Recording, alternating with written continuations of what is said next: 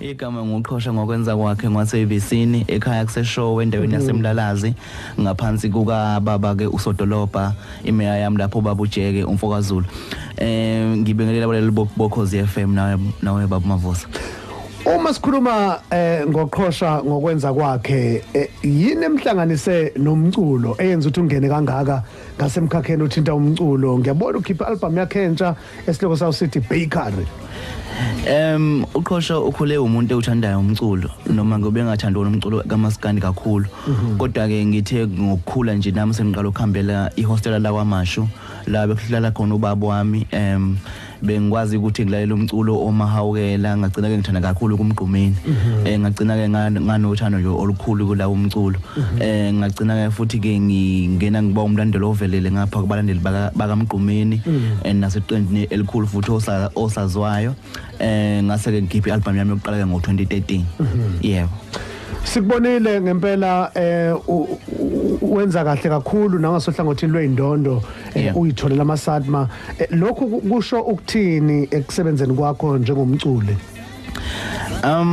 Into engiyifundile kakhulu emculweni ukuthi ayikho into eza kuwena kalula phela ukuthi kufanele ukuthi ukwazi ukuthi uphume uyimakethe uphume futhi kubantu ungayiphakamisi kubantu. Kuyangijabulisa kakhulu ukuthi ke ukuthola kwami indondo lokho kuchaza ukuthi abantu bayakwazi ukuthi umsebenzi wakho bawu recognize ukuthi kukhona into enhle oyenzayo. Uma sibuka ngasohlangothini oluthinta umculo kaMaskandi ngokubuka kwakho uma ubuka izinga okulo njengamanje uculisekile ngesimo sawo uma uqhathanisa nabaculi baphambilini abanjengabo umahawukela okuyibona ngathi babe yinsika enkulu kuMaskandi. Ezingene enkulu njengamanje yebo noma nginelisekile kodwa ngiyacabanga ukuthi sekhona i-room of improvement lapho nalapho ngoba into engiyifundayo kakhulu ukuthi akufuneki emculweni uneliswe izinga okulona kufuneka njalo uhlala uyibekela inselelo yokuthi kukhona kodwa i-room ye-improvement esuke isekhona.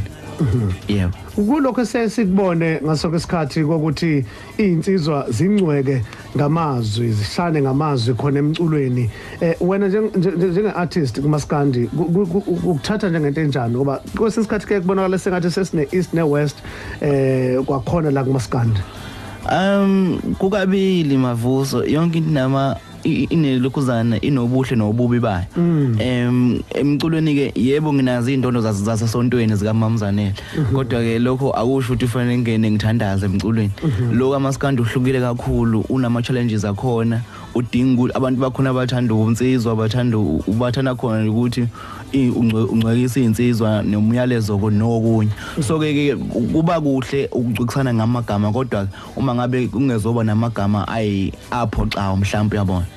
Yeah. Elakho lokuphetha kumuntu ongathi ungumthandi umculo kaMaskandi kusukela manje kubhekwe phambili ucabanga ukuthi kupho kufanele ukwenza ukuqikelela ukuthi ugcina usezingeni eliphambili?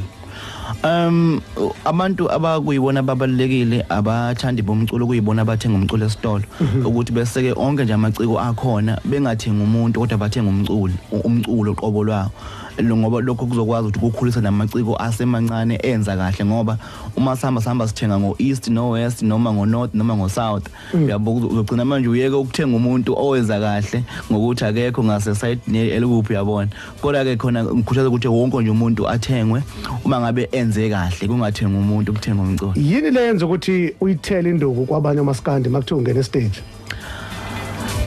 Kukuthi ke phela uma usuphamba kwabantu ngumuntu othandayo ukubukwa shuthi ke umuthanda ukubuka futhi uyathanda ukubukisa kufanele ngibukise ngabanye uMaskandi stage ngoba phela akufanele ungene lapha abantu bebone ukuthi wena uxoba kancane kunabanye.